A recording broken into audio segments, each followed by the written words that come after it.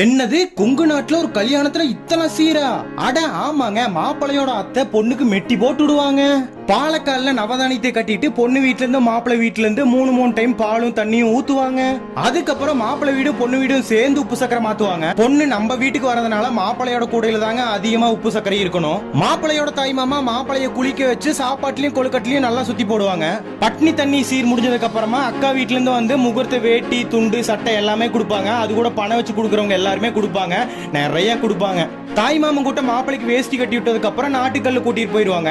இங்க தீட சோறெல்லாம் வச்சு நிறைய சடங்குகள்லாம் பண்ணுவாங்க. பொண்ணுக்கு தங்கச்சி முறை ஆகிறவங்க மாப்பிளைக்கு கால் கழுவி விட்டு பொண்ணு வீட்டுக்கு அழைப்பாங்க. அதுக்கப்புறம் நம்ம ஆவலுடன் எதிர்பார்த்த தாலி கட்டு மூமெண்ட்ஸ் தாங்க.